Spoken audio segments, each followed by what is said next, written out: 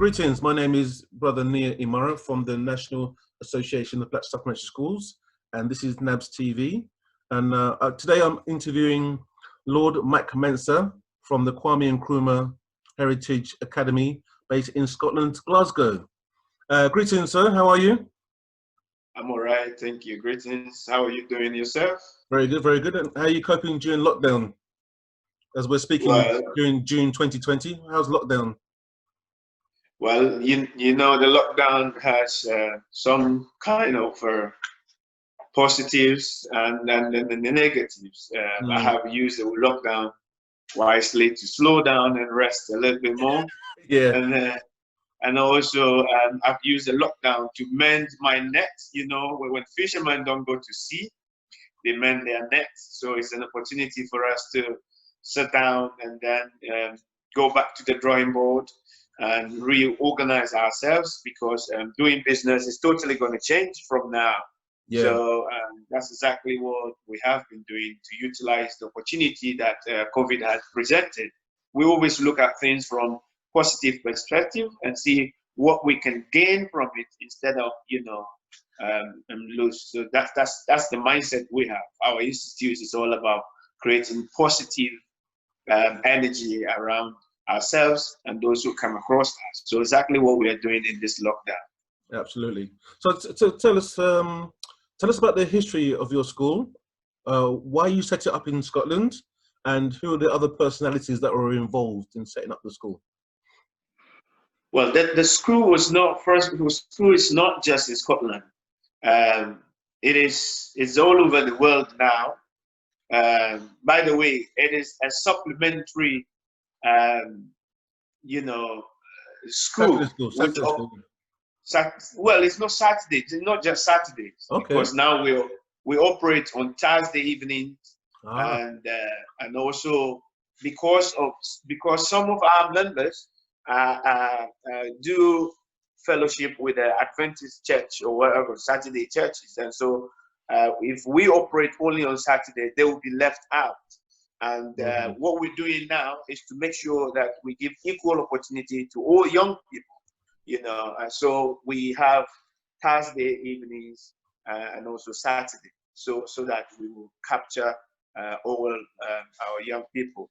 Now, our aim, the school is it's to help educate and encourage the young one. It's nurturing them to know who they are. To know their history. As Bob Marley said, if you don't know your history and you don't know where you're coming from. So the idea is to encourage young people, educate them, mentor them, nurture them to understand who they are and believe in themselves. They get to, first of all, accept who they are. Yeah. Because we live in a society where always systems around us is pointing fingers at us and trying to tell us who we are not. And so we're trying to encourage them to believe in themselves, first of all, by knowing who they are and accept who they are. And so it's a psychological way of telling them that, sorry, you're in this situation, but you just have to accept it. And these are the positive things about you that people don't know. All right. And we want to show you those ones and don't accept what people call you or put on you. The pictures and the titles people put on you is not you. So you understand it and then process it yourself. So why did you set up in Glasgow? Why Glasgow?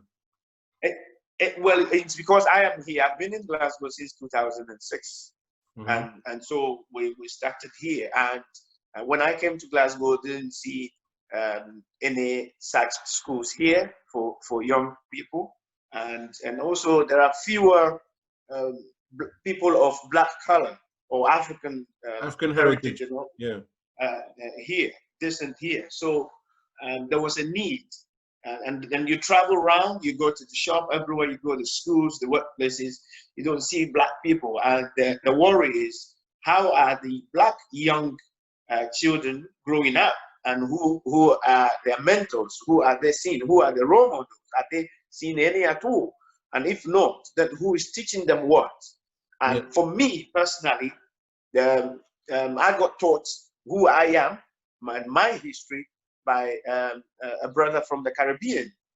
And I was shocked. Most of the things I got taught, I didn't even know, coming from the continent and staying in the continent, studying the continent. We were not taught the true history of African people. And I think... So this was in Ghana, yes? Was that in Ghana? Yeah. I mean, in Ghana, Yeah. the history books in Ghana about Black people and most African countries are written by white people and gave to Black people to read. All right. So I was told that from the books, that my ancestors were so useless that the white people came and conquered them, and and gave them the language and culture and everything. So I grew up miserable, thinking my race is inferior to whites. And it's only when I came here, I got educated, properly educated by some scholars from the Caribbean, and I thank God for that. Where was you at the time? Were you in Glasgow or somewhere else? Yes, I am. Yeah, I was still here. Okay. You got taught in Glasgow your African history. No, I got taught. It was an online program, just like you're doing. Yeah, just like you're doing here through Skype, and you log on and read your materials, and you get properly engaged, and so I went on that journey of realization of who I am, and everything about me changed. Everything about me changed, and I wish I had that kind of opportunity when I was younger. So I decided that this is what we can do to help the young people. So we did, and then set it up. And amazing, if you see Black young kids gathered in the space, safe space, and they see each other, if you see how they react and behave in those space, in our space, for instance, you'll be amazed.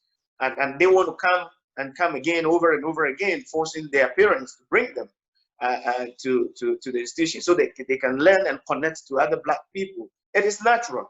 It is natural. Most of these guys in Scotland here are in schools where they are the only Black person in the class, or one more Black person in the class. And when you're a child, these things are so difficult for you to process. So we as parents and adults in the community need to start thinking about these things and see how we can properly provide that missing link for our children and young people, and help them process who they are and what they can achieve for themselves, which just giving them confidence. Yeah. So when did you set up the Kwame Nkrumah Heritage Academy? What year was it set up? It was originally started in 2007, 2008, but it was we were running for 13 years. Yeah. Actually, but same time as NABSS. Come again? Same time as NABSS. Same time. Oh, I see. Yeah. I see. Yeah. So, but it was relaunched in 2017. 16. Sorry. Yeah. In 2016, where we had Bob Brown. I don't know if you know Bob Brown. So Bob Brown came all the way from the United States to come and help us. Bob Brown, you can Google the name, is one of those tough guys. He had worked with a lot of the activists, civil rights activists in the States. And he himself is deeply involved. Bob Brown has traveled to South Africa, lived in South Africa. He's traveled recently to Ghana and other African countries, and they have been involved in this kind of processes and projects. And so I invited him to come here and support us. And we also had the first ever Black professor here, Jeff Palmer, Professor Jeff Palmer, who is now the Honorary Consular General for Jamaica in Scotland. Beautiful. So he's now the ambassador here for Jamaica in Scotland. Okay, brother. So we've got limited time, so let's get through these questions so we can get the full gist of what's going on in Glasgow. So just explain briefly one of the low points and one of the high points about running your school in Glasgow? Start with your low points. The low points, I think the low points has to do more with some of our parents who really don't have to be encouraged to understand why we need to teach our children to be confident and believe in themselves. Yeah. I think most of the times what we do as parents is we want children to toe our lines, and sometimes some parents try to push children to fulfill their own dreams, and I think it's a difficult thing. So we are encouraging and educating parents at the same time educating the children, which is difficult. So if you don't have the right environment, it's difficult to be nurtured properly or to grow properly and be nourished with wisdom and understanding. The high point is we are getting, the numbers are booming, and right now as I'm talking to you, we are designing the franchise system, because we have schools in Italy, in Germany, we have schools in Holland who are taking our model, and in the States as well, and then we have one in Australia and 2 in Canada. Wow. One in Denmark as well. And so they're all coming up, and so we're becoming a big family. And I think this is the kind of information that our community needs to hear, because I've always been an advocate of, like, we need to be setting up branches of the same template, because everybody wants to set up their own school. But you know, I try to encourage people to join an existing school and set up additional branches, just replicate the template. And it's very hard, but your organization is doing that around the world, not just in the UK, but around the world. And so I'm extremely happy, extremely proud to hear that. So very, very well done. Are they all under the same name, or they're all under different names? Yeah, it has to be under the same name, because it's kind of a franchise. But this is not a business, all right? We're not doing this for business. We're doing this, we're encouraging people who care about the future of our youth and our race, and to give them some kind of hours, volunteering opportunity, and also get a community involved. So set it up, and then we will help you with the materials and train you, and soon we'll be having our international or global conference, where we'll bring all the students and also the teachers, and some parents who want to come together under the umbrella, the One Big African Family. So the One Big African Family Conference will engage students and teachers and community members from the Caribbean, the Americas, the European countries, and then the African continent to come together, and let's talk about Africa, because we're all messed up now. We all have different ideas and pictures of ourselves, and something needs to change. Yeah, so under the current situation now, it's June 2020, and we're under lockdown because of coronavirus. Has your school been open at all? Have you been doing anything online? Yeah, we're still operating online, and in fact, it has given us the opportunity to look into telephone systems that we can use telephone to also educate the children. So those who don't have internet access in their homes, which is difficult, we have just acquired a free telephone system that they could tap into. So you just have to call the number at a particular time, and then we all get connected. It's a conference call system, and then start speaking. I think that's even safe for the children, where you don't see them on video, so some feel confident that way. So that's very good. I'm glad to hear that you utilize. We need to grow. We need to always evolve. We need to find new ways of doing things, and that's what African people do. African people are thinkers. They are survivors. They are critical analysts. Wherever you put an African, even in the snow, they will find a way of learning how to ski. And when you put them in the forest, they will survive. They will do anything. So we are natural people. We are original people. So that instinct is always there, planted in us by divine authority. So we just have to, you know, reach out and get it and use it. So after lockdown, are you going to continue with the online presence? We're looking into that if people don't want to come to the center, which we know that is coming to the center is so important for the children to have that physical space and contact. The lockdown is going to help us, and it's helping us to reshape our curriculum. So we're going to have online, like I was saying, telephone classes as well, so people can tap into. We also now have kind of a podcast that people can play and listen to as well. So it's helped us to develop, you know, it's all taking the different shape now, which is great for the children who are the reason why we're doing all this. And any prospects of setting up a school in England?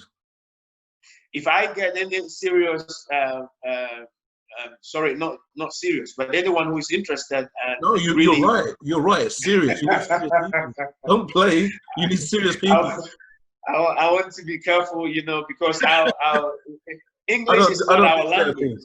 English is not our language. So when you're speaking as a natural, authentic, with authentic tongue, sometimes the interpretation of some of these words, some people interpret differently, and you don't want to offend anyone, you know, because like I said, our experiences are different, and so you have to be someone who is able to glue the family, all right, and make people feel welcome around. Coming from the same page. Yeah, make people feel welcome and accepted around you. So when you're talking, you have to be sensitive and cautious about the choice of words and the language is so important. Yeah. So what I was saying is, if we have people who really want to help children and young people and you know, transfer skills and knowledge and help them psychologically believe in themselves and gain self-confidence, yes, we'll train them first. We normally train the trainers. So once we train them and they are good to go, one thing we try to avoid is somebody just saying, "Oh, this is wow, I want to do this," but we want to make sure it is something you want to do for a long time. This is what I get a lot. It's not just you do it 1 or 2 weekends and then you get tired because what happens is that the children get disappointed, you know, let down. And that's what we're teaching them. So we're teaching them the same thing. So they grow up and they also, you know, do touch and go.